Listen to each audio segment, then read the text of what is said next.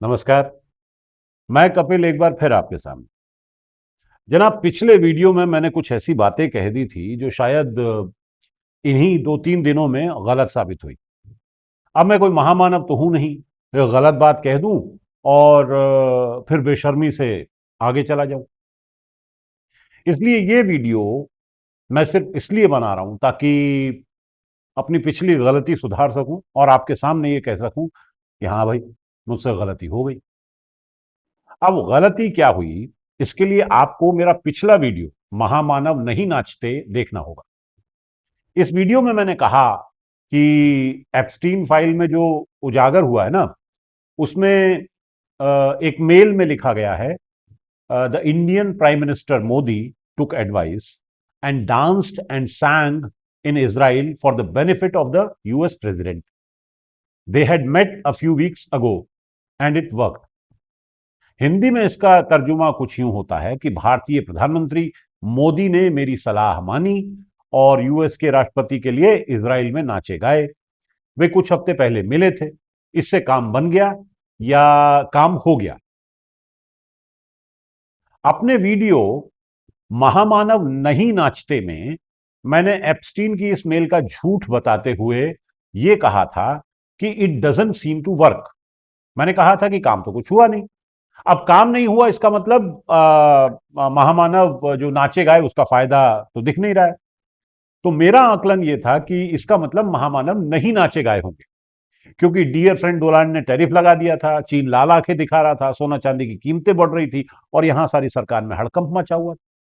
तो भाई सीधी सी बात है, अगर टैरिफ हटते तो हम मानते कि महामानव इजराइल में डोनाल्ड को खुश करने के लिए नाचे गाए होंगे, लेकिन टैरिफ तो हटा नहीं। तो मैंने इसका यह मतलब निकाला कि महामानव नहीं नाचे गाए। लेकिन वीडियो डालने के ठीक एक दिन बाद डियर फ्रेंड डोनाल्ड का ट्वीट आ गया कि भारत पर यूएस के टैरिफ कम कर दिए गए हैं, डील हो गई है, वो अपने मित्र से बात कर रहा है। और इस ट्वीट के एक घंटे बाद महामानव ने भी मान लिया कि टैरिफ कम हो गए और पूरे महामानव परिवार ने इसका भरपूर भरपूर जश्न मनाया। अब इसका सीधा सा मतलब यह है कि महामानव इजराइल में जरूर नाचे गाए होंगे। हालांकि भारत सरकार की सफाई वाला वीडियो जो है उसमें कहा गया है कि इजराइल जाने वाली बात के अलावा सारी बातें झूठी हैं, लेकिन फिर यह कैसे संभव हुआ कि ऐसी डील करने के लिए भारत तैयार हो गया है जी। हालांकि अभी भी यह आदमी जो बहुत परेशान करता है, इसकी बात याद आती। ये डील होगी, ट्रंप डिफाइन करेगा ये डील कैसे होगी और मोदी वो ही करेगा जो ट्रंप कहेगा। भाई सबसे पहले तो कोई मुझे यह बताए कि इसे महामानव के बारे में ये सारी बातें पहले से कैसे पता चल जाती। दूसरे, ये आदमी पिछले साल से ये कह रहा है कि महामानव डोनाल्ड की शर्तों पर डील करेंगे। लो कर ली डील, नाच गा भी लिए, डील भी कर ली और जश्न भी मना लिया। हालांकि अभी भी यह साबित नहीं हुआ है कि महामानव इजराइल जाकर नाचे थे। भाई कोई फोटो या वीडियो सामने आए तो कुछ सोचा जाए। मेरे बुलबुल के पैसा मिलेगा, कहाँ कदरदान हमें ऐसा मिलेगा। सोशल मीडिया पर तैर रहे इन वीडियोस पर भरोसा नहीं किया जा सकता, क्योंकि ये सब एआई जेनरेटेड है। पर मैं कुछ और कहना चाहता हूं। मैं ये कहना चाहता हूं कि मान लीजिए कि महामानव ने जाकर इजराइल में डियर फ्रेंड डोनाल्ड के बेनिफिट के लिए नाचा गाया, तो भी क्या? एक तो यही कि भाई नाचना गाना तो हमारी संस्कृति का हिस्सा रहा है। सुनते हैं कि विश्वामित्र की तपस्या भंग करने के लिए उर्वशी भी नाची थी। तो डोनाल्ड के लिए महामानव नाच ही लिए तो क्या गलत है जी? ऊपर से टैलेंटेड हैं अपने महामानव, जो नाच भी लेते हैं, गा भी लेते हैं। इसलिए महामानव के नाचने गाने पर कोई ऐतराज किसी को, मुझे लगता है, नहीं ही होना चाहिए। खासतौर पे तब जबकि अब तो ये पता चला कि डील भी हो ही गई। इसके बाद हमारे यहां यानी देश में सुना कि महामानव के विस्तृत परिवार ने, भाजपा ने महामानव का सम्मान भी किया है, मालाएं डाली हैं और महामानव ने हाथ भी हिलाया है।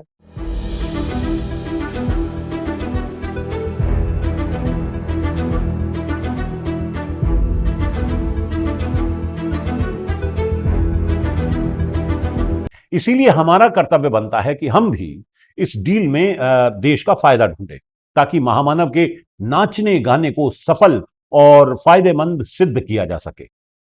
तो जो कुछ एक चीजें डील के बारे में मोटा मोटी जानने योग्य हैं, वो मैं आपको बता रहा हूं। जैसे भारत से अमेरिका जाने वाली चीजों पर अब सिर्फ 18% टैक्स लगेगा। महामानव के टैलेंट से प्रभावित होकर डियर फ्रेंड डोलांड ने टैरिफ को घटाकर सीधे 18% कर दिया है। बताइए, हमारे लिए ये कितने गर्व की बात है।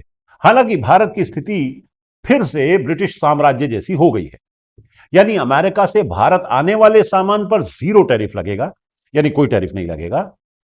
तो दर्शकों को मैं बताता चलूं कि ब्रिटिश साम्राज्य का हिस्सा बनने के बाद भारत की लूट का सबसे बड़ा जरिया यही था, जिसमें ब्रिटेन निर्यात होने वाले सामान पर टैरिफ लगता था ज्यादा, और ब्रिटेन से भारत आने वाले सामान पर टैरिफ नहीं होता था।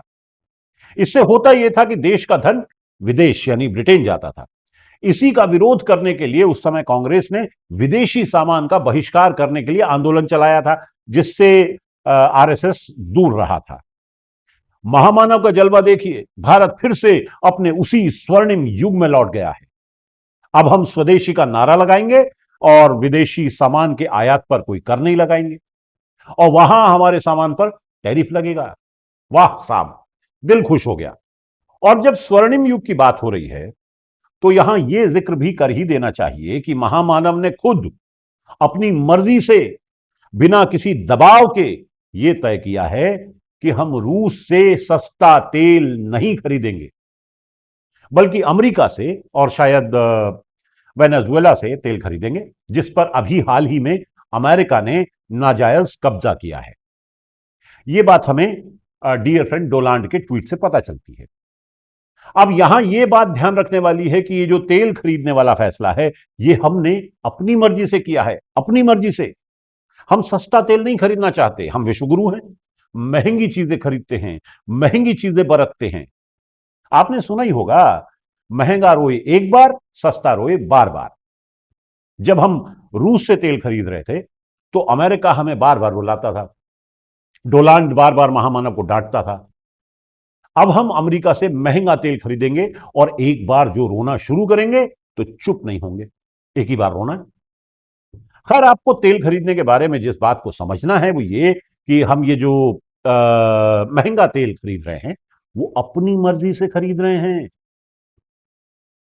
कई अर्थशास्त्रियों का मानना है कि यह डील भारत के लिए यानी देश के लिए नुकसानदायक डील है, लेकिन ये पढ़े लिखे अर्थशास्त्री वो बातें नहीं जानते जो एंटायर पॉलिटिकल साइंस के साइंसदान यानी महामानव समझते हैं कि नाच गाकर जो डील की जाती है वो बेहतर डील होती है, चाहे उसमें अपनी मर्जी का दखल कम हो। And the U.S. tariff on India will now be at 18%, but American exports to India will face a tariff of 0%. So this is a great deal and a huge win for American workers, businesses, and consumers alike. तीसरी और महत्वपूर्ण बात इस deal की यह है कि आने वाले दिनों में या सालों में भारत अमेरिका से $500 बिलियन के ऊर्जा, तकनीक और खेतीहर साजो सामान खरीदेगा। यानी महामानव ने एक ही झटके में तय कर दिया कि भारत अब अमेरिकी साजो सामान की मंडी बनेगा और हम इस गरीब देश में बैठे बैठे अमेरिकी सामान का इस्तेमाल करेंगे। हमारे लिए इससे ज्यादा सम्मान की बात और क्या होगी कि कोई अमेरिकी अमेरिका में हमारे लिए सामान बनाएगा और हम यहां बैठे उस सामान का इस्तेमाल करेंगे। अजीब भाड़ में जाए अर्थव्यवस्था। महामानव के स्पष्ट विजन में ही यह बात आ सकती थी कि अमेरिकी अब हमारे लिए काम करेंगे, वो हमारे लिए सब कुछ बनाएंगे, हम खरीदेंगे और बरतेंगे, चाहे हमारा पैसा वहां जाए, क्योंकि यहां इकोनॉमी की बेकार बहस में पड़ने का कोई फायदा नहीं। एक बात तो मैं आपको बताना भूल ही गया, भारत के कृषि क्षेत्र को अमेरिका के लिए पूरी तरह खोल दिया गया है। यानी अब हमारी खेती की सारी जरूरतें, बीज, खाद, साजो सामान, यहां तक कि तकनीक भी अमेरिका से आयात होगी। हमारी खेती पर अमेरिकी सामान, वो इससे ज्यादा गर्व की बात और क्या होगी। बट ये आप समझिए, और हिंदुस्तान के जो किसान हैं, आप सब समझिए कि इस ट्रेड डील में आपकी मेहनत को, आपके खून पसीने को नरेंद्र मोदी जी ने बेच दिया है। तो कुल मिलाकर मामला यह है मित्रों कि महामानव इजराइल गए, नाचे गाए और बदले में यह डील हुई, जिसके चलते भारत एक बार फिर गुलामी के उसी स्वर्णिम काल की दहलीज पर चला गया जहां से हमने आजादी का सफर शुरू किया था। और इस तरह आरएसएस ने अपने मालिक के प्रति वफादारी की वो अद्भुत मिसाल पेश की है जो आज के दौर में मिलना दुर्लभ है। बाकी चचा जो थे हमारे गालिब, इसी डील के संदर्भ में एक तड़कता भड़कता शेर लिख गए हैं। हालांकि दिल तो मेरा एक फिल्मी गाना गाने का कर रहा है। नाच मेरी बुलबुल तुझे पैसा मिलेगा, कहां कदरदान तुझे ऐसा मिलेगा। पर यहां पैसा तो मिला नहीं, हमारा ही जा रहा है। तो चचा का यह शेर इससे कहीं ज्यादा ऊंचा है, कहीं ज्यादा मौजू है, तो वही सुनिए आप। नाचे भी हम, गाए भी हम, मार हमने ही खाई है। ध्यान दीजिएगा, नाचे भी हम, गाए भी हम, मार हमने ही खाई है, यूं हमने अपनी वफा की उसे पूरी कीमत चुकाई है। मित्रों, वफा वो करता है जो वफा जानता है, महामानव जानते हैं। इसीलिए इस नई इंडो यूएस डील के मजे लीजिए और आने वाले दिनों में अमेरिकी गुलामों की जिंदगी गुजारने के लिए तैयार रहिए। ये महामानव का हुजरा है। पहले वे नाचे, अब आप सबको नचाएंगे और एक दिन नाचते नाचते हम विश्व गुरु बन जाएंगे। नमस्कार।